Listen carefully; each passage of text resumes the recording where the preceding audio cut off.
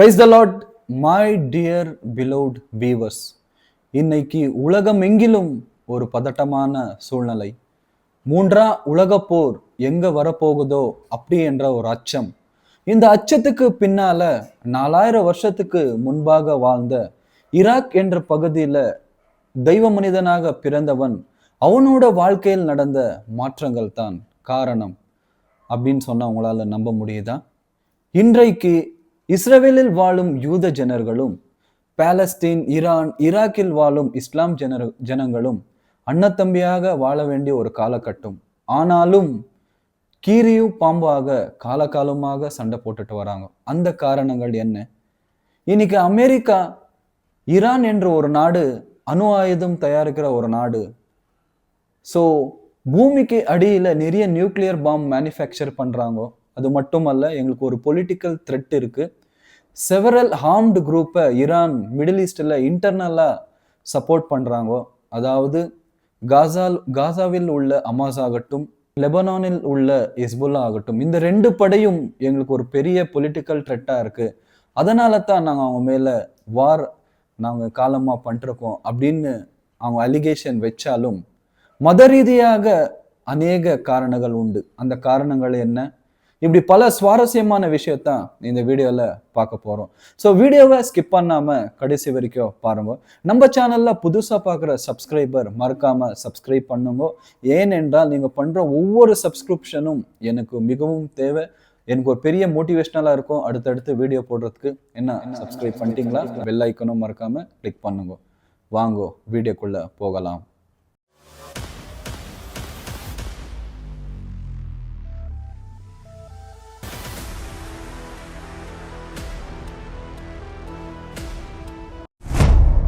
According to historical calendar பிரகாரம் இந்த உலகம் உருவாகி ஏறக்குறைய 6025 வருடங்கள் கடந்து வந்திருக்கு. அது 2 பாகமாக பிரித்திருக்கிறாங்க. முதல் 4000 வருஷம் கிறிஸ்து பிறப்பதுக்கு முன்பாக, பின்பு கிறிஸ்து மரித்த பின்பாக 2026 வருஷம், அதாவது நாம வாழ்கின்ற இந்த ஜெனரேஷன்.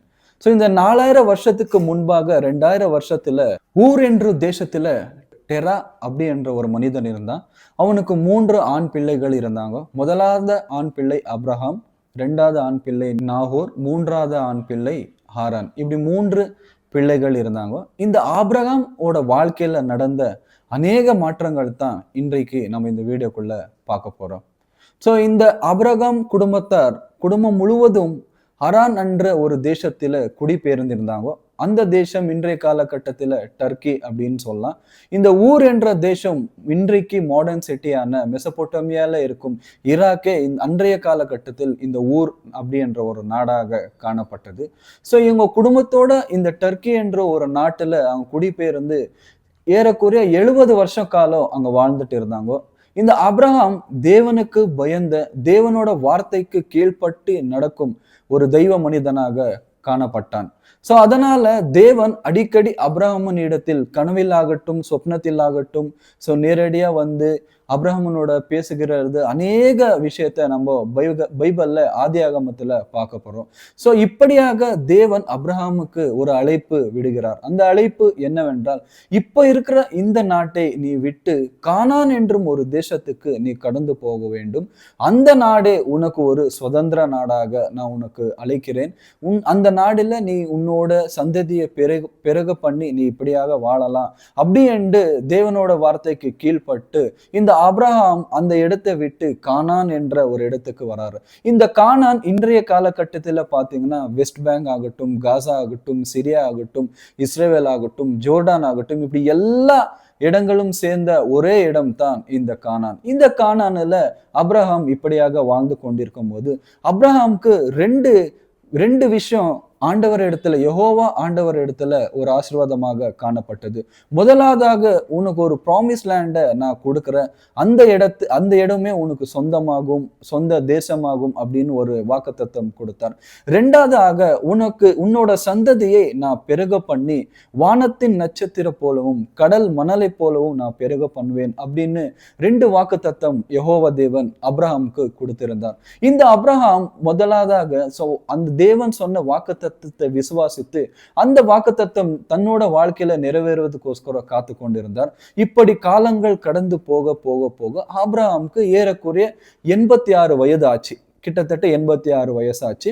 ஸோ சாராளுக்கு பார்த்தீங்கன்னா ஏறக்குறைய 75 வயசாச்சு. அப்ரஹாமுக்கும் சாராளுக்கும் 10 வயசு டிஃப்ரெண்டாக பைபிளில் கொடுக்கப்பட்டிருக்குது. ஸோ இந்த சாராள் அப்ரஹாமுக்கு என்னத்தான் யெகோவா தேவன் வாக்கு கொடுத்தா கண்டிப்பா அதை நிறைவேற்றுவார் அப்படின்ற பெரிய விசுவாசம் இருந்தாலும் சாராளுக்கு இதுல அவ்வளவு பெரிய நம்பிக்கை இல்லை. ஏனென்றால் ஸோ மெடிக்கல் ரீதியாக ஒரு பெண் குழந்தை பெருக்கிறதுக்கு தகுதியற்றவளாக ஏறக்குறைய ஒரு 50 வருஷத்துக்குள்ளதான் அந்த ஒரு பெண்ணால ஒரு குழந்தைய பெற்று கொடுக்க முடியும். ஆனா காலங்கள் கடந்து போனனால மெடிக்கல் ரீதியாக எப்படியும் அது அசாத்தியமான காரியம் என்றனால ஸோ இந்த சாராள் ஆபிரகாமுக்கு இந்த சாராள் கீழே அநேக சேவ பெண்கள் வேலை செய்து கொண்டிருந்தான். அதில் ஒரு பெண் தான் ஆகார். இந்த ஆகாரை அழைத்து அப்ரஹாமுக்கு 2ஆம் தாரமாக ஒரு திருமணம் செய்து வைக்கிறார். ஸோ அவங்கள திருமணம் செய்து அவங்க 2 பேருக்கும் ஒரு அழகான ஆண் குழந்தை, முதல் ஆண் குழந்தை பிறக்கிறது. அந்த ஆண் குழந்தை பேரு தான் இஸ்மாயில். ஸோ இந்த இடத்துல நீங்க எல்லாமே நோட் பண்ணோம். இந்த இடத்துல தான் பிரச்சனை கொஞ்சம் கொஞ்சமாக ஆரம்பிக்குது. ஸோ இப்படி காலங்கள் கடந்த பின்னு அப்ரஹாமுக்கு முதல் மகனான இஸ்மாயில் பிறக்கிறான். ஸோ அந்த ஆகாருக்கு தனக்குள்ள ஒரு பெருமை அவளுக்குள்ள வருது. ஸோ ஒரு வேலைக்காரியா நான் எனக்கே அந்த எஜமானுக்கு ஒரு பிள்ளைய பெற்று கொடுத்துட்டேன், ஆனா எஜமானியான சாராள் இன்னும் மல்லடியாக இருக்கிறா அப்படி என்ற ஒரு எண்ணம் அவளுக்குள்ள இருந்தனால இந்த சாராளுக்கும் ஆகாருக்கும் அடிக்கடி பிரச்சனைகள் வருது. இந்த பிரச்சனை முத்தி போகி அப்ரஹாமுக்கு என்ன பண்றதுன்னு தெரியாம சாராளோட கட்டளைப்படி இந்த அப்ரஹாம் என்ன பண்றான்னா இந்த ஆகாரை கொண்டு போகி ஒரு இடத்துல ஒரு பாலைவனத்துல கொண்டு போய் விட்டு விடுறான். ஸோ தஞ்சம் அடிக்கும்படியாக இந்த ஆகாரை கொண்டு போய் ஸோ அந்த இடத்துல தஞ்சம் அடிக்க வைக்கிறான். ஸோ அந்த இடம் பார்த்தீங்கன்னா எங்க பார்த்தாலும் பாலைவனம். இந்த ஆகாரும் அவளோட பிள்ளையான இஸ்மாவேலும் அந்த பாலைவனத்தில் நடந்து போகும்போது தாகத்தினால சாகர நிலைமையில போகும்போது அங்க யெகோவா தேவன் மறுபடியும் அவளுக்கு காட்சி அளித்து அவளுக்கு உண்டான தண்ணீரை ஊற்று தண்ணீரை அந்த பாலைவனத்துல உருவாக்கினது என்று ஜெனிசிஸ்ல அநேக வசனம் சொல்கிறது. இப்படியாக காலம் கடந்த பின்பு ஸோ இங்கத்தான் எல்லா பிரச்சனையும் ஆரம்பிக்கிற ஒரு விஷயமாக நம்ம பார்க்கிறோம். ஸோ இந்த சாராளுக்கும் ஸோ இந்த ஆகாருக்கும் பிரச்சனையால இந்த ஆகாரை கொண்டு போய் பாலைவனத்துல விடுறான். ஸோ காலங்கள் கடந்த பின்பு இந்த சாராளுக்கு 90 வயது ஆகுது, அப்ரஹாமுக்கு 100 வயது ஆகுது. ஸோ இந்த அப்ரஹாமுக்கு 100 வயது இருக்கும்போது இந்த சாராள் மறுபடியும் ஒரு இன்னொரு பிள்ளையை பெத்தெடுக்கிறார். அந்த பிள்ளை பேரு தான் ஈசாக்கு. ஸோ ஐசாக் அப்படின்னு சொல்லலாம். ஸோ யெகோவா தேவன் சொன்ன வாக்கு தத்தம் 90 வயதுல சாராளுக்கு நிறைவேறினது. ஸோ அப்ரஹாம் இதனால மிகவும் சந்தோஷம் அடைந்து யெகோவா தேவன் என்னோட ஜெபத்தை கேட்கிறார், நான் இத்தனை நாள் காத்திருந்த என்னோட அந்த காத்திருப்பை தேவன் நிறைவேற்றார் அப்படின்ட்டு ரொம்ப சந்தோஷமாக இப்படியாக வாழ்க்கை கடந்து போகுது.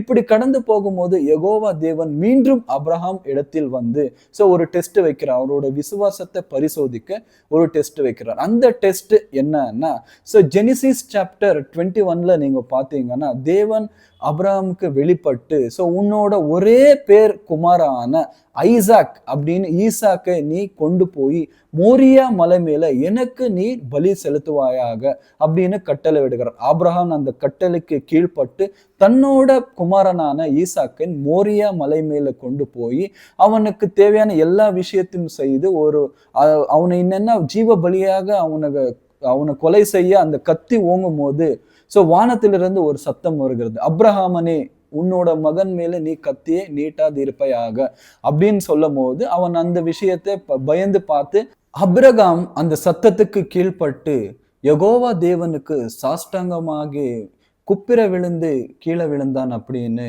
ஜெனிசிஸ்ல எழுதப்பட்டிருக்கு. ஸோ இப்படி அந்த இடத்தின் பேரு தான் மோரியா, மவுண்ட் ஆஃப் டெம்பிள் அப்படின்னு சொல்லலாம். ஸோ ஆதியாகம் 17ஆம் வசனம் இப்படியாக சொல்கிறது,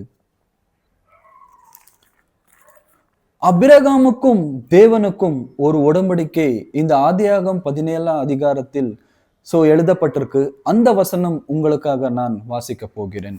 ஸோ ஆதியாகம் எழுதின சுவிசேஷம் 17ஆம் அதிகாரம் 4ஆம் வசனம் இப்படியாக சொல்கிறது, I promise that you will be the ancestor of many nations.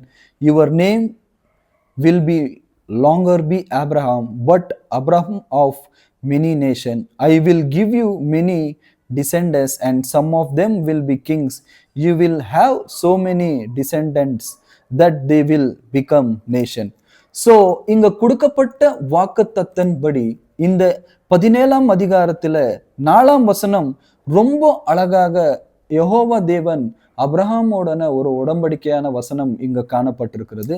இதை குறிப்பிட்டு நான் ஒரு வசனத்தை அழுத்தி சொல்லணும்னா, I promise that you will be the ancestor of many nation, your name will be no longer be Abraham but Abraham, because I am making you the ancestor of many nation. So பொதுவாக இந்த அப்ரஹாம 3 மதத்தாரு father of religious அப்படின்ட்டு சொல்றார்கள். ஏனென்றால் யெகோவா தேவன் அநேக ஜாதிகளுக்கு உன்னை நான் தகப்பனாக மாற்றுவேன். இங்க நீங்க எல்லாமே நோட் பண்ற ஒரு விஷயம் என்னவென்றால், அநேக ஜாதிகளுக்கு, இந்த ஜாதிகளுக்கு ஒரே ஒரு ஜாதிக்கு உன்னை தகப்பனாக மாற்றுவேன் அப்படின்னு சொன்னா இன்றைக்கு எந்த பிரச்சனையும் வந்திருக்காது. அநேக ஜாதிகளுக்கு உன்னை நான் தகப்பன் ஆக்குவேன் அப்படின்னு யெகோவா தேவன் வாக்குத்தத்தம் கொடுத்தார். நீங்க எல்லாரும் நோட் பண்ற ஒரு விஷயம் என்னவென்றால், அநேக ஜாதிகள், இதனால உண்டான நிறைய பிரிவினைகளை தான் இன்றைக்கு யுத்தம் செய்யற அளவுக்கு இந்த காலகட்டம் மாறி இருக்கிறது. இப்படி அப்ரகாம் வாழ்க்கையில நடந்த எல்லா விஷயங்களும் மத ரீதியாக இன்றைக்கு ஈரான் ஆகட்டும், இஸ்ரேல் ஆகட்டும், பாலஸ்தீன் ஆகட்டும், காசா ஆகட்டும், சுத்தி இருக்கிற எல்லா மிடில் ஈஸ்ட் ஒரு இடமாகட்டும் இன்னைக்கு யுத்த நாடாக காணப்பட்டிருக்கிறது.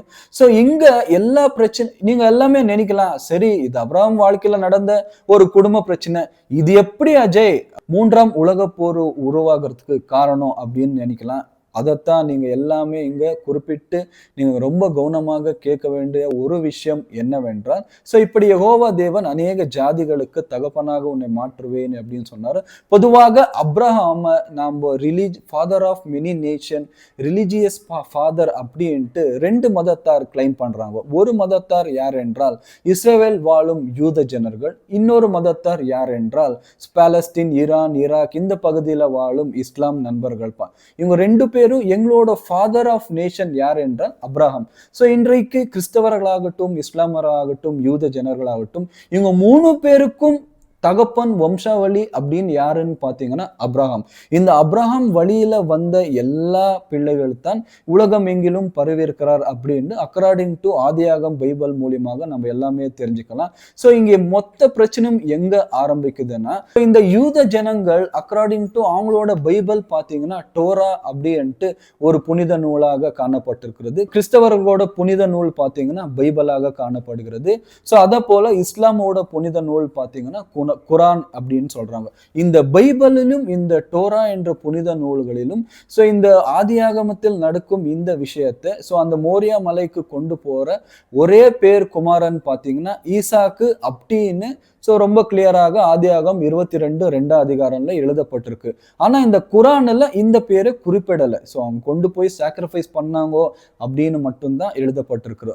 இதனால இந்த யூத ஜனங்கள் சாராளுக்கு பிறந்த இந்த ஈசாக்கு வம்சாவளி தான் எங்களோட தேவனாக காணப்படுகிறார் அப்படின்னு அவங்க கிளைம் பண்றாங்க. அப்ரஹாமுக்கு பிறந்த முதல் மகன் இஸ்மாவேல் அப்படின்ட்டு இஸ்லாமியர்கள் கிளைம் பண்றாங்க. இங்க தான் பிரச்சனை கொஞ்சம் கொஞ்சமாக ஆரம்பிக்குது.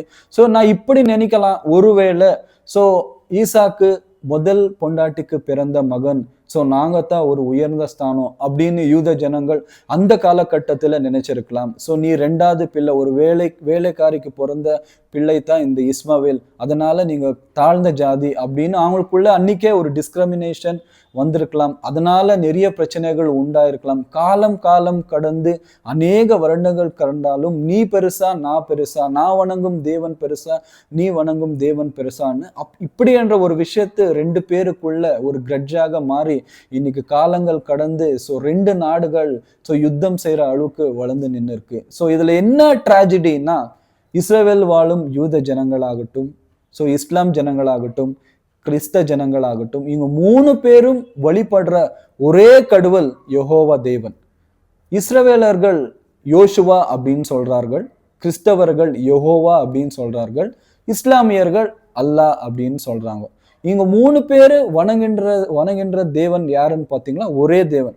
ஆனா இவங்க வழிபடுற முறைகள் தான் மாறப்படுது, வழிபடுகின்ற ஸ்தலம் தான் மாறுகிறது. நாம ஸோ முஸ்லீம் மாஸ்க் அப்படின்னு சொல்றாங்க, நம்ம சர்ச் அப்படின்னு சொல்றோம். இப்படியாக நம்ம அந்த வர்ஷிப் பண்ற இடம் தான் மாறி இருக்கு, அந்த விதம் தான் மாறி இருக்கிறது தவிர வர்ஷிப் பண்ற கடவுள் ஒரே கடவுள் தான். இந்த 3 புனித நூலில நீங்க எடுத்து பார்த்தீங்கன்னா, ஸோ குறிப்பாக ஒரே விஷயத்தை தான் அவங்க ரொம்ப ஆழமாக சொல்றார்கள். ஒரே தேவன், எங்களை இந்த உலகம் எங்கிலும் ஒரே குலம், ஒரே தேவன். ஸோ ப்ராஃபெட் ஆகட்டும், ஏஞ்சல் ஆகட்டும், தீமைகளை விட்டு நன்மை செய்ய வேண்டும். ஒருவர் மேல் ஒருவர் எரிச்சல் கொள்ளாமல் அன்பினாலே நீங்க எல்லாத்தையும் சகித்து கொள்ள வேண்டும். சகோதர ஸ்நேகத்தை போல இருங்க, சமாதானத்தோட இருங்க, சந்தோஷத்தை இருங்க. உங்களுக்குள்ள இருக்கிற எல்லா தீமைகளை விட்டு நன்மைகளை செய்யுங்க. உங்களோட தேவனு யெகோவா தேவனுக்கு பயப்பட்டு அவர் சொன்ன வார்த்தைகளை கை கொண்டு நடுங்கோ அப்படின்ற விஷயத்தை தான் இந்த மூன்று புனித நூலில் எழுதப்பட்டிருக்கு. ஆனா இந்த 3 மதத்தார் என்ன பண்ணாங்கன்னா, இந்த யெகோவா தேவன் சொன்ன வார்த்தையை விட்டுட்டாங்க. ஸோ நீ பெரியவனா, நான் பெரியவனா, என்னோட தேவன் பெரியதா, உன்னோட தேவன் பெரியதா, அப்படின்ற அந்த ஈகோனஸ் அவங்களுக்குள்ள இருப்பதனால தான் இன்னைக்கு காலம் கடந்து இன்னைக்கு ஒரு பெரிய யுத்தமாக அமைந்து மாறி இருக்கு.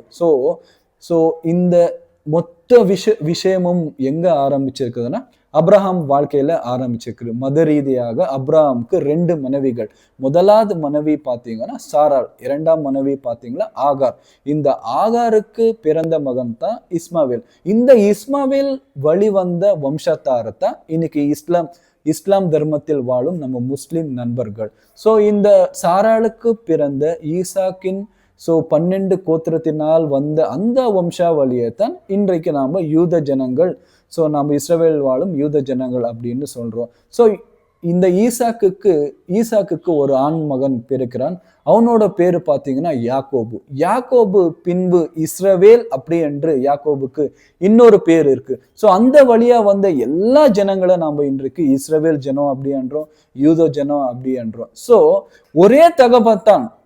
தாய் வேறு, 2 மனைவிகள், அவங்களுக்கு பிறந்த வெவ்வேறு பிள்ளைகள். இந்த பிள்ளைகள் வம்சாவளியா வந்த பிள்ளைகள் தான் இன்றைக்கு 2 மதத்தாராக உலகம் எங்கிலும் பிரிந்து வாழ்ந்து கொண்டு இருக்கிறார். இதெல்லாம் ஓகே. அப்ரஹாம் வாழ்க்கையில நடந்த இந்த விஷயத்த இந்த காலத்தில் நடக்கும் யுத்தத்தோட நீ எப்படி இணைக்கிற அப்படின்னு நீங்க நினைச்சீங்கன்னா, 2 ஆழமான விஷயத்த உங்ககிட்ட நான் ஷேர் பண்ணணும்னு ஆசைப்படுறேன். இந்த அப்ரஹாம் ஆண்டவரோட வார்த்தைக்கு கீழ்பட்டு இந்த மோரியா மலைக்கு கொண்டு போன ஈசாக்க இந்த இஸ்ரவேல் ஜனங்கள் நம்புறாங்க. ஆனா இந்த இஸ்லாமிய ஜனங்கள் என்னன்னு சொல்றாங்களோ அது ஈசாக்கு கிடையாது, இஸ்மவேல் அப்படின்னு சொல்றாங்க. இங்கதான் எல்லா பிரச்சனையும் தொடர்ந்து ஆரம்பிக்குது. அது மட்டும் அல்ல, அந்த கொண்டு போன இடத்தை பார்த்தீங்கன்னா மோரியா மலை அப்படின்னு சொல்றாங்க. அது இன்றைக்கு காலகட்டத்தில் மவுண்ட் ஆஃப் டெம்பிள் மவுண்ட் அப்படின்னு சொல்லலாம். இந்த டெம்பிள் மவுண்ட் ஜெருசலேமில் இன்றைக்கும் நம்ம போனீங்கன்னா அந்த இடம் இன்னும் பிசிக்கலாக எக்ஸிஸ்டன்ஸா இருக்கு. அந்த இடத்தில் பார்த்தீங்கன்னா இந்த இஸ்லாம் தர்மத்தின் 3ஆம் புனித இடமான டாம் ஆஃப் தி ராக் ஆகட்டும், அல்லஸ்கா மாஸ்க் ஆகட்டும், இந்த 2 தேவாலயம் அந்த அந்த டெம்பிள் மவுண்ட்ல கட்டப்பட்டிருக்கு. இந்த இடத்தில் பார்த்தீங்கன்னா டாம் ஆஃப் தி ராக் அப்படின்னு ஒரு தேவாலயம் இருக்கும். அதுக்கு நேராக அல்லஸ்கா மாஸ்க் அப்படின்னு இருக்கும். இந்த ரைட் சைட்ல பார்த்தீங்கன்னா வெஸ்டர்ன் வால்னு இருக்கும். இந்த வெஸ்டர்ன் வாலில் தான் இந்த யூத ஜனங்கள் போய், நீங்க நிறைய வீடியோல பார்க்கலாம், இந்த யூத ஜனங்கள் ஒரு செவத்துல போயிட்டு தன்னோட கோரிக்கைகளை சொல்லிட்டு இருக்கிற அந்த விஷயத்த பார்க்கலாம். அந்த இடம் தான் வெஸ்டர்ன் வால். இந்த டாம் ஆஃப் தி ராக், இந்த அல்லஸ்கா மாஸ்க் இந்த இஸ்லாம் ஜனங்களுக்கு 3ஆம் புனித இடமாக காணப்பட்டிருக்கிறது. முதலாவது புனித இடம் மெக்கா ஆகட்டும், மதினா ஆகட்டும், 3ஆவது புனித இடம் வந்துட்டு இந்த அல்லஸ்கா மாஸ்க். இந்த அக்கார்டிங் டு யூத ஜனங்கள் தன்னோட மேசாயா இன்னும் இந்த உலகத்துக்கு வரவில்லை, அவங்களோட ரட்சிக்க அவங்களோட மேசாயா இன்னும் வரல அப்படின்னு அவங்க நம்புறாங்க. அவங்க எப்போ வர்றாங்க அப்படின்னு சொன்னா, 3ஆம் ஜெருசலேம் டெம்பிள் எப்போ எழும்புதோ அப்போ தமக்கு உண்டான யெகோவா தேவன் இந்த உலகத்துக்கு வராங்க அப்படின்ட்டு இஸ்ரவேல் ஜனமும் இன்னும் நம்பிட்டு இருக்கிறாங்க. இங்க நீங்க இன்னொரு விஷயத்த கவனிக்கணும். இங்க கிறிஸ்தவர்கள் ஜீசஸ உண்மையான கடவுள் அப்படின்ட்டு அசெப்ட் பண்ணிட்டு ஜீசஸ் சொன்ன வழிமுறைகளை அவங்க கைப்பட்டு நடந்து கொண்டு காலகாலமாக வந்துட்டு இருக்காங்க. ஆனா இந்த யூத ஜனங்களை பார்த்தா ஜீசஸ் ஒரு மனிதன், அவர் கடவுள் அல்ல அப்படின்ற ஒரு விஷயத்தை அவங்க ஆழமாக நம்புறாங்க. ஏனென்றால் அந்த டோரா பைபிள்ல ஏறக்குறைய ஆதி ஆகமத்திலிருந்து 5 சாப்டர் மட்டும்தான் அவங்களோட புனித நூலில் கொடுக்கப்பட்டிருக்கு. நம்ம பைபிள்ல பார்த்தீங்கன்னா ஏறக்குறைய 66 புத்தகங்கள் எழுதப்பட்டிருக்குது. அதே போல இஸ்லாமோட அந்த குரானில் பார்த்தீங்கன்னா அதுலயும் 5 சாப்டர்கள் பழைய ஏற்பாட்டில் இருக்கிற 5 சாப்டர்கள் கொடுக்கப்பட்டிருக்கிறது. ஸோ இந்த எல்லா மொத்த பிரச்சனையும் தன்னோட புனித நூல்களை கொஞ்சம் கொஞ்சமாக விஷயங்கள் மாறப்பட்டனால தான். இப்போ டோரால எடுத்து பார்த்தீங்கன்னா ஜஸ்ட் 5 சாப்டர். ஆதியாகம் தேவன் இந்த உலகத்தை உருவாக்கி ஆதாம் ஏவாளாகட்டும், நோவாவோட பேரழிவாகட்டும், அதுக்கப்புறம் அப்ராஹாம் சந்ததி ஆகட்டும், மோசே வரைக்கும் சொல்லப்பட்ட எல்லா விஷயத்தையும் அவங்க நம்புறாங்க, அதை அசெப்ட் பண்றாங்க. கிறிஸ்தவர்கள் பார்த்தீங்கன்னா அதையும் அசெப்ட் பண்றாங்க. நியூ டெஸ்டமெண்ட் புதிய ஏற்பாடுல ஜீசஸ் நமக்காக இந்த உலகத்தில் வந்தார், ரத்தம் சிந்தினார், ஜனங்களோட பாவங்களுக்காக அவர் மரித்தார் அப்படின்றத நம்பி ஜீசஸ் தான் உண்மையான தேவன் என்று கிறிஸ்தவர்கள் நம்புறாங்க. ஆனா இந்த இஸ்லாம் தர்மத்தார் ஜீசஸ் என்னன்னு சொல்றாங்க? Jesus is a not God, is a messenger. அவர் ஒரு இறை தூதன், வானத்தில் இருக்கிற விஷயத்தை இந்த பூமிக்கு சொல்ல வந்த ஒரு இறை தூதன். மீண்டும் அவர் வரப்போகிறார், மீண்டும் வந்து தன்னோட ஜனங்களை 2ஆம் வருகையில கொண்டு போறார் அப்படின்ட்டு இந்த இஸ்லாம் தர்மம் நம்புகிறாரு. இதுல என்ன பிரச்சனைனா, யூத ஜனங்கள் ஜீசஸ் ஒரு மனிதன் அப்படின்னு சொல்றாங்க, கிறிஸ்தவர்கள் ஜீசஸ் கடவுள் அப்படின்னு சொல்றாங்க, இஸ்லாம் ஜனங்கள் ஜீசஸ ஒரு இறை தூதன் அப்படின்னு சொல்றாங்க. இந்த எல்லா பிரச்சனைக்கு நடுவுல அந்த இஸ்ரவேலின் கேபிட்டல் சிட்டியான ஜெருசலேம், இந்த ஜெருசலேமில் இருக்கிற இந்த 3 இடங்கள் தான் இப்போ பெரிய பிரச்சனையாக காணப்பட்டிருக்கிறது. இந்த இஸ்லாம் தர்மத்தார் அந்த டாம் ஆஃப் தி ராக், அந்த மலை மேல ஒரு டெம்பிள் கட்டிருக்கிறாங்க. அந்த மலை மேல தான் தன்னோட ப்ராஃபெட் ஆன முகமது நபிகள் வானத்துக்கு அங்கிருந்து எடுத்துக்கொள்ளப்பட்டார் அப்படின்னு இஸ்லாம் நம்புறாங்க. அதனால அந்த இடத்தில் டாம் ஆஃப் தி ராக் கட்டப்பட்டிருக்கு. அந்த வெஸ்டர்ன் வால் பார்த்தீங்கன்னா டேவிட் மகனான சோலமோன் ஜெருசலேமில் ஒரு தேவாலயம் கட்டுறாரு. அந்த தேவாலயம் 2 முறை, முதலாவது பேபிலோன், பின்பு பர்ஷியன்ஸ், கிரீக், இப்படி மூன்று மதத்தாருக்கு வந்து அந்த ஜெருசலேமை 2 முறை அந்த ஜெருசலேமை தாக்கி முற்றுமாக அழித்திருக்கிறாங்க. அதுல ஒரு பாகம் விட்டு வைத்திருக்கிறாங்க, அதுதான் வெஸ்டர்ன் வால். அந்த வெஸ்டர்ன் வால் முதல் கொண்டு அவங்க 3ஆம் ஜெருசலேம் டெம்பிள் எப்போ கட்டப்படுமோ அப்பதான் இந்த உலக அழிவுக்கு முன்பாக இந்த விஷயம் நடக்கும் அப்படின்றது அவங்க நம்புறாங்க. அது மட்டுமல்ல, அந்த டெம்பிள் கட்டி முடிச்சு அவங்களோட தேவன் வந்து அந்த டெம்பிளுக்குள்ள உட்பிரவேசிப்பார் அப்படின்ற நம்புறாங்க. இந்த எல்லா விஷயத்தையும் வச்சு பார்த்தீங்கன்னா the conclusion of the story, அவங்க வழிபடும் கடவுள் ஒன்று தான், வழிபடும் விதம் தான் வேற, வழிபடும் ஸ்தலம் தான் வேற. இந்த இஸ்ரவேல் ஜனங்க என்னன்னு சொல்றாங்கன்னா, இந்த இடம் எங்களுக்கு பொதுவான சொந்த இடம், அப்ரஹாம் இந்த நாட்டில் தான் பிறந்தாரு, எங்களுக்கு டேவிட் மகனான சோலமோன் ஜெருசலேம் டெம்பிள் கட்டின இடம் இந்த இடம், அதனால இந்த இடம் எங்களுக்கு சொந்தம் அப்படின்னு சொல்றாங்க. இந்த இஸ்லாம் தர்மத்தார் என்ன சொல்றாங்க, இங்க வந்து தான் ப்ராஃபெட் முகமது ஹெவனுக்கு எடுத்துக்கொள்ளப்பட்டார், இங்கிருந்து வானத்துக்கு போனார், அதனால இந்த இடம் எங்களுக்கு சொந்தமான இடம் அப்படின்ற இந்த விஷயம், இந்த இடம் உனக்கு சொந்தமா எனக்கு சொந்தமா, நீங்க வரணுமா நாங்க வரணுமான்ற விஷயம் காலகாலமாக நடந்து இன்னைக்கு 3ஆம் யுத்தத்துக்கு ஒரு மத ரீதியாக ஒரு அடிக்கல்லாக அந்த இடம் ஜெருசலேம் காணப்பட்டிருக்கிறது. அக்கார்டிங் டு பைபிள் அந்த ஜெருசலேம் பகுதியை நிறைய முறை தாக்கப்பட்டிருக்கிறாங்க. அது மட்டுமல்ல, நிறைய அரசியல் தலைவர்கள் அந்த இடத்தை பொதுவான ஸ்தலம், யார் வேணாலும் வந்து வர்ஷிப் பண்ணலாம், 3 மதத்தாரும் வந்து அந்த இடத்தை பார்க்கலாம், வர்ஷிப் பண்ணலாம் அப்படின்னு கவர்மெண்ட் மூலியமாக ரூல்ஸ் அண்ட் ரெகுலேஷன் ஸ்ட்ராங்காக போடப்பட்டாலும் அங்க அநேக வாரங்கள் நடக்கட்டும், அநேக சண்டைகள் நடக்கட்டும், இஸ்லாம் தர்மத்தார் இப்படி வரும்போது இஸ்ரவேல்கள் சண்டை போடுறதாகட்டும், யூத ஜனத்தார் இப்படி அந்த டாம் ஆஃப் தி ராக் வழி வரும்போது இஸ்லாம் தர்மத்தார் சண்டை போடுறதாகட்டும், இந்த விஷயம் காலகாலமாக நடக்கிறது. இந்த விஷயத்த முற்றிலுமாக இது இவங்களுக்கு தான் சொந்தம் அப்படின்னு நம்ம யாருக்கும் குறிப்பிட்டு சொல்லவே முடியாது. ஏனென்றால் அவர் சொல்லி அந்த இடத்தில் கை வைத்தால் 3ஆம் உலக போர் கண்டிப்பாக நடக்கும். ஏனென்றால் உலகம் எங்கிலும் இஸ்லாம், இந்த யூத ஜனங்கள், கிறிஸ்தவர்கள் உலகம் எங்கிலும் பரவி இருக்கிறாங்க. எல்லாருக்கும் அந்த விஷயம் ரொம்ப இம்பார்ட்டண்டான பிளேஸ். அதனால யாரும் அந்த பிளேஸை விட்டு கொடுக்கணும்னு நினைக்காம அந்த பிளேஸுக்காக காலகாலமாக அடிச்சுட்டு சண்டை போடுறது தான் இந்த ஒரு மத ரீதியாக காரணங்களாக காணப்படுகிறது. இந்த எல்லா விஷயத்த கேட்ட நீங்க, இந்த எல்லா விஷயத்த ஆராய்ந்த நான், மத ரீதியாக கண்டிப்பாக நான் ஒரு விஷயத்தை திணிக்க ஆசைப்படல. ஆல்ரெடி இருக்கிற பிரச்சனை போதாதுன்னு நானும் ஒரு விஷயத்தில் இதை இணைத்து பெரிய விஷயத்தாக நான் பண்ணோன்னு நான் என்னைக்குமே நினைக்கல. அக்கார்டிங் டு கிறிஸ்தவர்கள் மட்டும்தான் இந்த விஷயத்தை அசெப்ட் பண்றாங்க. ஆனால் எந்த ரீதியாக பிரச்சனை பண்ண அவங்க விரும்ப மாட்டாங்க. ஏனென்றால் அவங்க கிறிஸ்துவை பின்பற்றுகின்ற ஜனங்கள். கிறிஸ்து அன்பாக இருக்க சொல்லியிருக்கிறாங்க. நம்ம கண்டிப்பாக அன்பாக இந்த எல்லா விஷயத்தையும் நம்ம பார்த்து கொண்டு இருக்கிறோம். The moral of the story என்னவென்றால், மத ரீதியாக இந்த 2 மதத்தார் யோசிக்காம நீ பெரியவனா நான் சிறியவனா, ஏன் நான் முதல் மனைவிக்கு பிறந்த ஈசாக்கின் வம்சாவளி, நீ வேலைக்காரிக்கு பிறந்த இஸ்மாவில் வம்சாவளி, இப்படியெல்லாம் நினைக்காம ஹியூமனிட்டி பேசஸில் மனிதாபிமான அடிப்படையில் நீங்கள் எல்லாமே யோசிச்சா நீங்கள் 3 பேரும் வழிபடுற கடவுள் ஒன்று தான். அந்த கடவுள் சொன்ன ஒரே விஷயம்தான், அன்பாக இருங்கள், எல்லாரும் அந்யோன்யமாக இருங்கள், சமாதானத்தோடு இருங்கள், சந்தோஷமாக இருங்கள், தீமையான வழிகளை விட்டு நன்மையானதை செய்யுங்கள் அப்படின்னு சொல்லியிருக்காங்க. இந்த விஷயத்த நீங்க கைப்பற்றி நடந்தால் இன்றைக்கு இஸ்ரேல், ஈரான், ஈராக், பாலஸ்தீன் சமாதானம் தோட்டமாக காணப்பட்டிருக்கும். ஸோ இந்த வீடியோல கேட்கப்பட்ட எல்லா விஷயங்களும், ஸோ வியூவர்ஸான நீங்க இந்த 2 மதத்தில் எதனால எந்த மதம் சிறியது பெரியது, இது சரியா தப்பா அப்படின்னு ஃபீல் பண்ற உங்களோட விஷயத்த நீங்க கமெண்ட்ல தாராளமாக ஷேர் பண்ணலாம்.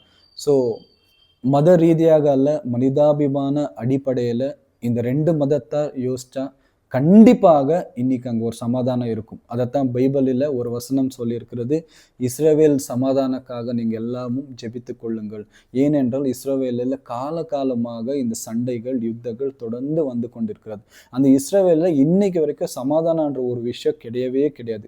ஈவன் நவ் டுடே வரைக்கும் சமாதானம் கிடையாது. அதனால அந்த சமாதானத்துக்காக, இஸ்ரவேல் சமாதானத்துக்காக நீங்க எல்லாரும் ஜெபித்து கொள்ளுங்கள் அப்படின்னு ஆண்டவராக இயேசு கிறிஸ்து பைபிளில் சொல்லப்பட்டிருக்கிறாங்க.